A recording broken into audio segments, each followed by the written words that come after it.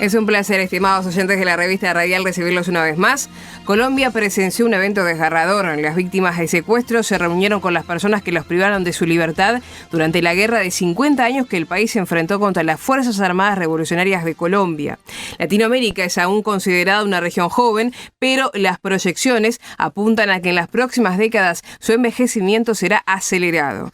Vamos a hablar de los puntos para entender la polémica ley de Hungría que discrimina a la comunidad LGBT+, según sostienen varias personalidades del ámbito político. Quiero saludar a quienes me acompañan hoy. Pastor Alberto Díaz, ¿cómo le va? Una bendición, un gusto estar con todos ustedes. Bueno, es un placer, como siempre, tenerte, Alberto. Saludamos a Ian Eises. ¿Cómo estás, Ian? Bienvenido. Bien, gracias a Dios. ¿Y todos ustedes? Muy bien, todos muy bien. Saludamos a Walter Arbildi, que nos acompaña en estudios también. ¿Cómo estás, Walter? Bienvenido. Bien, contento y expectante a ver lo que van a decir mis compañeros. Bien, y lo que vas a decir vos también, Walter. Saludamos a Robert Brasil en la operación técnica, quien les habla, Victoria Pereira. Así que nos vamos a meter ya de lleno a esta polémica que se ha generado en los últimos días respecto a una ley que ha promulgado Hungría. Les cuento que, según informa el Heraldo de México, el gobierno de Hungría justificó que la ley aprobada busca proteger los derechos de los niños, en contraste con la población y miembros de la Unión Europea que refieren que discrimina a las personas con base en su orientación sexual. Son varios los puntos para entender la polémica ley de Hungría que, según entienden varios, discrimina a la comunidad LGBT+.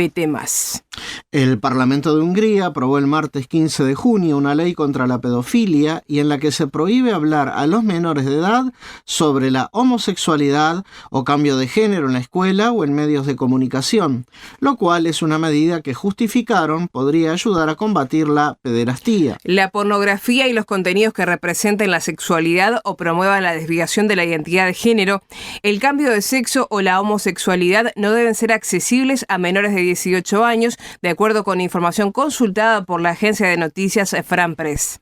La propuesta se originó en un primer momento para incrementar las penas en contra de las personas acusadas de pederastía. Ante la polémica ocasionada en un comunicado de prensa, el gobierno que encabeza Viktor Orbán, primer ministro de Hungría, justificó que el proyecto de la ley recientemente aprobado protege los derechos de los niños, garantiza los derechos de los padres y no se aplica a los derechos de orientación sexual de las personas mayores de 18 años, por lo que no contiene ningún elemento discriminatorio. Desde que inició la administración de Orbán en el 2010, ha promovido leyes que limitan los derechos de la comunidad LGTBQ+, como fue el determinar en la Constitución que el matrimonio es la unión entre un hombre y una mujer, o prohibir la adopción por parejas del mismo sexo. Y una de las medidas más recientes fue prohibir que los transexuales cambiaran de nombre. Esta ley claramente discrimina a personas con base en su orientación sexual, va contra todos los valores fundamentales de la Unión Europea, refirió von der Leyen, presidente de la Comisión Europea. Vamos a hablar ya entonces de una polémica ley. Hungría está siendo centro justamente de diferentes discusiones por estos días. Estábamos compartiendo algunos punteos o puntos respecto a esta normativa, a esta ley que se ha promulgado. Claro, el estadio de Múnich en todos los colores, toda esta polémica que hubo con la UEFA.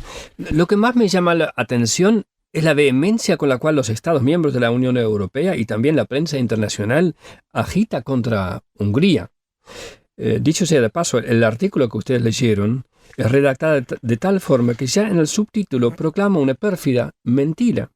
Dice que el gobierno de Hungría justificó que la ley aprobada busca proteger los derechos de los niños. En contraste, la población y miembros de la Unión Europea refieren que discrimina a las personas. Acá se nos quiere hacer creer que un gobierno autocrático decidió esto en contra de la voluntad soberana del pueblo, porque dice la población dice que discrimina. No, la población en su gran mayoría está a favor de la ley, y la ley fue aprobada por más de 3/4 partes del Parlamento húngaro. Ahora bien, la mayoría no siempre tiene razón, pero en nuestras democracias ha probado ser un factor decisivo de corrección y de equilibrio. La ley delega la educación sexual de los menores a los hogares, a los padres. En la escuela y en los medios no se puede hablar a los niños de cambio de sexo ni de homosexualidad, y la ley no llama a discriminar, sino, según sus detractores, ya en sí constituye una discriminación. ¿Por qué no hablar de estos temas? ¿Acaso hablar de estos temas es malo? Basándose en las definiciones de la Organización Mundial de la Salud, entre otras, el material didáctico que se prepararía para menores en la escuela promueve, entre otras cosas, el erotismo en los niños. Esto lo dice, a los niños no los tocan. Una organización uruguaya que justamente aboga por lo mismo que esta ley en Hungría. Este tipo de educación sexual en las escuelas tiende a despertar tempranamente a los niños en cuanto a su sexualidad. Además, enseñar a los chicos que según corrientes de pensamiento no se nace hombre ni mujer, sino que el sexo se va construyendo, esto constituye una ideología. Y nadie debe venir a promover determinadas ideologías en las escuelas. En Hungría dicen no a la temprana sexualización de los niños y no a la enseñanza de una ideología que más que ayudar confunda a los niños en una edad en la cual buscan y necesitan referencias firmes y seguras. Y esta seguridad lo encuentran en un hogar con un papá y una mamá que se aman mutuamente. El Señor Jesús en el Evangelio de Mateo, capítulo 19, habla acerca del divorcio y dice: por la dureza de su corazón, Moisés les permitió a ustedes divorciarse de sus mujeres. Pero no ha sido así desde el principio. Y unos versículos antes, hablando del matrimonio, dice: ¿no han leído que aquel que los creó desde el principio los hizo varón y hembra? Un hombre y una mujer que se complementan mutuamente. En la creación Dios hizo todo perfecto, pero por la entrada del pecado en el mundo, nada ya es perfecto. Hay mucho dolor y mucho sufrimiento. Pero esto no quita que deberíamos aspirar a lo perfecto. Y esto comienza con darle la razón a Dios. Sí, Señor, yo soy pecador. Perdóname la dureza de mi corazón. Y donde hay esta disposición de corazón, Dios puede bendecir y Dios puede sanar. El mundo está cambiando en la dirección contraria. Y esto es muy triste para los niños, pero a la vez podría tener un efecto positivo. Y esto es que nos despertemos del sueño de que el mundo alguna vez haya sido cristiano. El mundo y la iglesia nunca fueron una misma cosa, ni antes ni después de la separación de iglesia y Estado. El Señor Jesús lo dijo claramente en Juan capítulo 15. Si el mundo os aborrece, sabed que a mí me ha aborrecido antes que a vosotros. Si fuerais del mundo, el mundo amaría lo suyo. Pero porque no sois del mundo, antes yo os elegí del mundo, por eso el mundo os aborrece. Y eso también vale por Hungría. Yo no me hago ilusiones, aunque me alegra que quieren proteger a su juventud. El Estado húngaro es parte del sistema mundo. Y es posible que esta ley, que podría ser buena, sea abusada para discriminar a minorías a las cuales nosotros debemos amar, aunque no compartamos sus ideas ni sus decisiones. Por un lado vemos como el mundo, que sin ser cristiano, por lo menos en apariencia lo era, y que ahora se vuelve cada vez más anticristiano, y por otro lado vemos nuestra responsabilidad como iglesia en el mundo. Dice el Señor Jesús en Juan capítulo 17, no son del mundo, hablando de nosotros y de sus discípulos, como tampoco yo soy del mundo. Santifícalos en tu verdad. Tu palabra es verdad. Como tú me enviaste al mundo, así yo los he enviado al mundo. Nosotros somos llamados a ser testigos de Él en este mundo.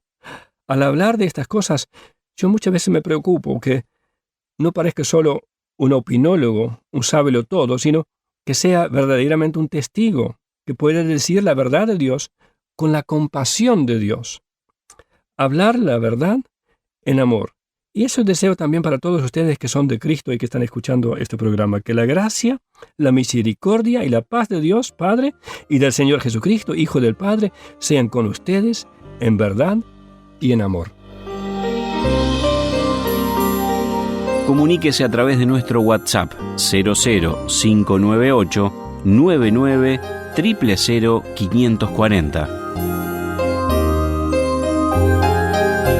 Seguimos adelante en la revista Radial. Vamos a hablar del simbólico encuentro entre víctimas y victimarios de los secuestros en Colombia. Vamos a hablar específicamente de Ingrid Betancourt frente a la FARC. Y dice este artículo de BBC Mundo el 23 de junio, Colombia presenció el miércoles 23 de junio un evento desgarrador. Organizado por la Comisión de la Verdad, las víctimas de secuestros se reunieron con las personas que los privaron de su libertad durante la guerra de 50 años que el país enfrentó contra las Fuerzas Armadas Revolucionarias de Colombia, FARC. Casi 5 horas de lágrimas, denuncias y reclamaciones directas entre víctimas y victimarios que incluyeron la participación de Ingrid Betancourt, política que estuvo secuestrada por 6 años, y Rodrigo Londoño, el último comandante guerrillero que firmó el acuerdo de paz en 2016 con el entonces presidente Juan Manuel Santos. Un 23 como hoy, ustedes me secuestraron, arrancó Betancourt en una intervención llena de silencios angustiantes en la que reclamó a los miembros de la FARC ahí presentes mayor empatía ante las desgracias de sus víctimas. Me sorprende que nosotros de este lado del escenario estemos todos llorando y que del otro lado no haya habido una sola lágrima, les recriminó. Yo quiero ver los ojos aguados de ustedes. Mientras que ustedes no se despierten por las noches con las mismas pesadillas que nosotros, estaremos todavía en la distancia de no poderle explicar a Colombia lo que realmente sucedió. Volver a ser humanos es llorar juntos, dijo. Antes, Londoño había dicho, les suplicamos perdón, hablamos con sentimiento de vergüenza. Reconocemos que las víctimas del secuestro fueron sometidas a tratos inhumanos y que un alto número de ellas perdieron su vida estando en nuestras manos. No pretendemos excusarnos, comprendemos a quienes se abstienen de perdonar, añadió el excombatiente.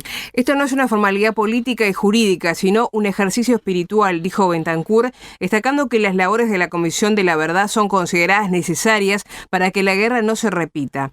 No queremos volver nunca al pasado, añadió Betancourt, secuestrada en 2002 y liberada en 2008, tras una operación militar conocida como la Operación Jaque. Betancourt, quien llegó a ser candidata presidencial antes de ser secuestrada, tuvo en cuenta esa coyuntura en su intervención. Lo que quiero transmitirle al país en esta situación que atravesamos es que la violencia nunca ha sido ni es la solución. Fue noticia en los últimos días entonces este encuentro simbólico, podríamos decir, entre las víctimas de lo que fueron 50 años de revolución o, en realidad, de lucha entre la guerrilla de las Fuerzas Armadas Revolucionarias de Colombia y todo lo que eso ocurrió durante estos últimos años. Ingrid Betancourt es por ahí uno de los símbolos justamente de este tipo de secuestros y de práctica. Allí, en unas frases, ella decía, de que quería ver las lágrimas y el real arrepentimiento de estas personas que por ahí, si uno tuvo la oportunidad de ver o escuchar el discurso, fue más político en el caso de Londoño y más desde el corazón en el caso de Betancourt, Walter. Sí, qué momento, ¿no? Uh-huh. Víctimas y victimarios frente a frente. Y haber sido muy difícil para cada uno de ellos, sobre todo los que sufrieron tanto de mano de la guerrilla, ¿no? Cara a cara con sus aquellos que le hicieron tanto daño, ¿no? Lo primero que pienso es qué valientes que fueron, ¿no? Pero también se puede pensar que puede haber otras emociones o motivaciones. No lo sé, no lo sabemos, ¿verdad? Ingrid le reclamó eso, ¿no? Las lágrimas, ¿no? Y creo que las lágrimas es algo, y la emoción es el llanto, por ejemplo, es algo muy personal. Aún el Señor Jesús lloró por Jerusalén en Lucas 19:40, viendo la nación de Dios que estaban perdidos en la religión, fariseísmo y el pecado.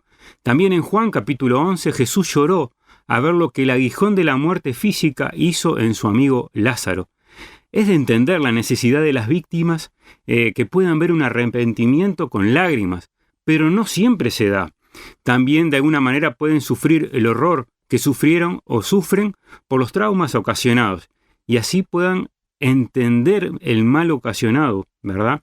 Londoño había dicho, le suplicamos perdón, hablamos con sentimiento de vergüenza. Bueno, no lo sabemos, yo no puedo estar detrás del corazón de cada uno de ellos.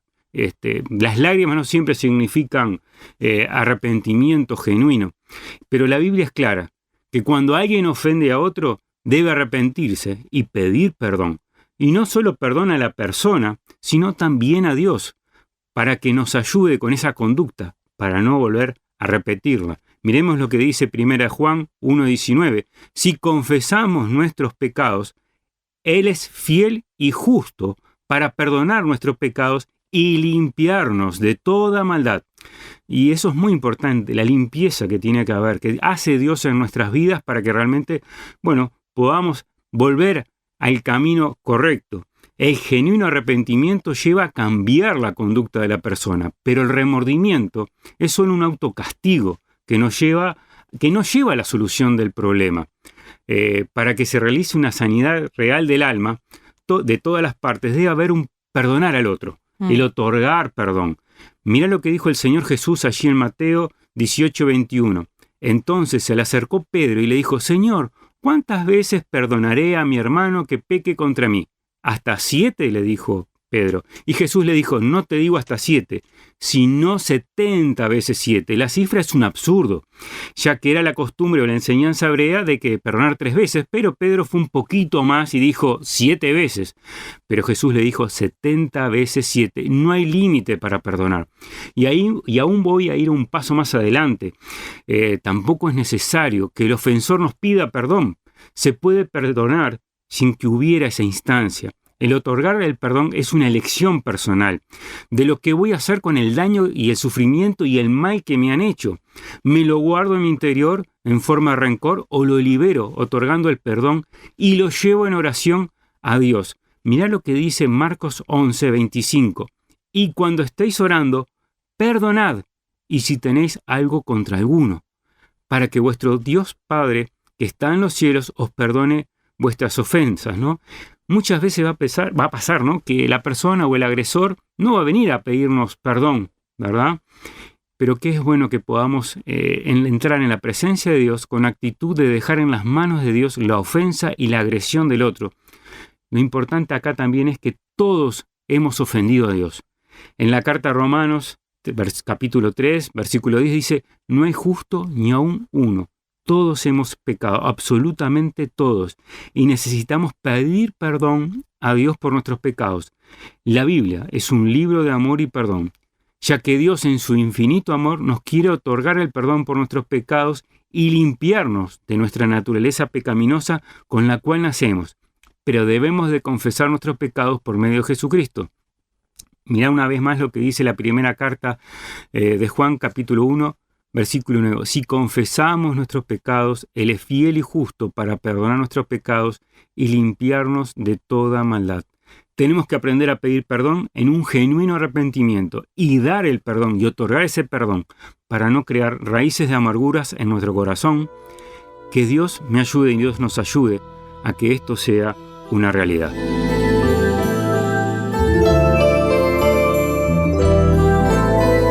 Continuamos en la recta final de la revista Radial. Vamos a hablar de Tsunami Plateado. Es un interesante título para un tema que por estos días y meses, años, sume a América Latina. Vamos a hablar de las oportunidades para hacer negocios que está creando este llamado Tsunami Plateado y que empresas han tenido éxito en América Latina. Información que vamos a tomar de BBC Mundo. Latinoamérica aún es considerada una región joven, pero las proyecciones apuntan a que en las próximas décadas su envejecimiento será acelerado. Siempre se habla del tsunami plateado como un problema, en la medida que haya menos gente joven en el mercado laboral y más gente mayor que requiera ayuda del Estado. Pero también es una oportunidad comercial. Las proyecciones de expertos apuntan a que en las próximas décadas la región va a experimentar el mayor ritmo de envejecimiento poblacional del mundo. Las iniciativas de la economía plateada ya existen y están creciendo rápidamente en todos los países de la región, le dice a BBC Mundo Marco Stampini, especialista líder de la protección social del BID. Particularmente en países como Argentina, Chile, Costa Rica, Uruguay, Brasil, México, Colombia, República Dominicana, agrega, los cuales tienen una mayor cantidad de personas mayores que el resto. Estas son algunas de las experiencias recogidas por los investigadores del Banco Interamericano de Desarrollo. Vamos a hablar, Walter, por ejemplo, de TeleDX de Chile. A ver de qué trata esta iniciativa. Desarrolló un sistema para automatizar el análisis de las imágenes de la retina y así detectar a tiempo la retinopatía diabética, una de las causas más comunes de la ceguera en la población adulta. Otra de las iniciativas me llamó mucho la atención, me parece muy simpática el nombre, es Canitas, de México. Sí, es un buscador de productos y de servicios de todo tipo dirigido a los adultos mayores, especialmente en áreas como la salud, la recreación o la asistencia financiera y legal. Funciona como una red que conecta a los proveedores con la gente o con los familiares a su cargo. Otra de las iniciativas surge desde Uruguay, es una figura que me contaban acá fuera de micrófonos existe, que es Nuda Prop. Sí, la Nuda Propiedad. le permite a una persona vender su casa pero seguir habitándola. Otro de las iniciativas viene desde Brasil, es una página web que se llama Maturi Jobs, en inglés, ¿no? El término. Sí, es una web pionera en Brasil que funciona como puente entre profesionales de más de 50 años en búsqueda de oportunidades laborales y empresas que buscan perfiles caracterizados por la experiencia y el compromiso. Y por último, otra de las iniciativas es de Costa Rica y se denomina Bonanza Asistencia.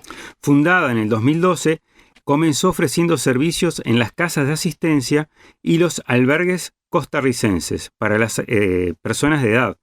Como la demanda fue en aumento, la firma transformó el enfoque de su negocio hacia la atención a domicilio para personas con un perfil socioeconómico alto.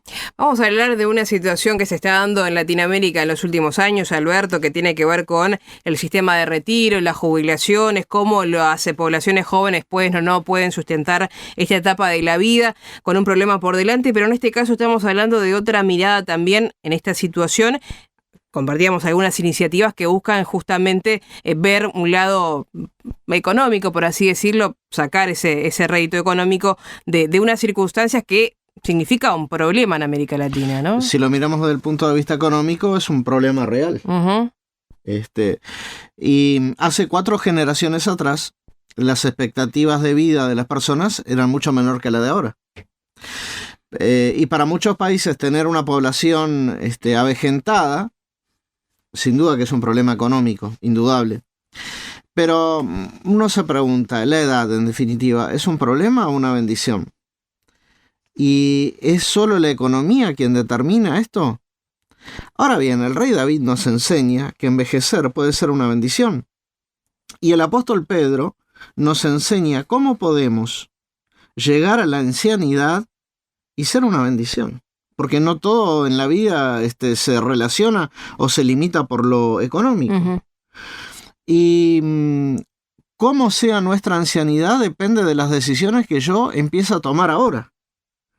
Yo no puedo planificar mi ancianidad un mes antes de mi retiro. Entonces las decisiones que uno va tomando en la vida van a determinar después cómo va a ser nuestra ancianidad. En el Salmo 90, versículo 2, el rey David dijo: enséñanos de tal modo a contar nuestros días que traigamos al corazón sabiduría. Pero no me limito solo al Antiguo Testamento. Cuando voy al Nuevo Testamento, encuentro que el apóstol Pablo escribió en Efesios 5:16, aprovecha bien el tiempo, aprovechando bien el tiempo porque los días son malos. Poder tener una buena vejez no debe ser considerado ni un delito ni un problema. Repito, tener una buena vejez o llegar a una buena vejez debe ser el resultado de tomar en serio la palabra de Dios y sus enseñanzas. Como por ejemplo lo que les decía al principio.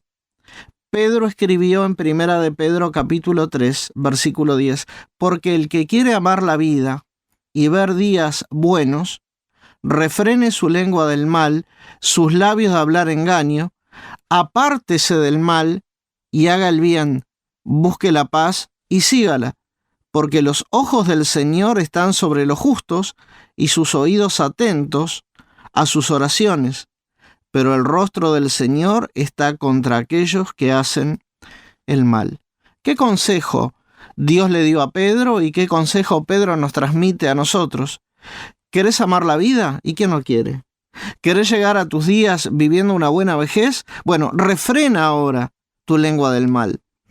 Estaba enseñando en estos días en la iglesia acerca de 2 Timoteo y hablaba de la apostasía. Y es interesante, el término apostasía tiene un significado negativo y otro positivo. Si uno usa la palabra apostasía como para apartarse de Dios, es malo.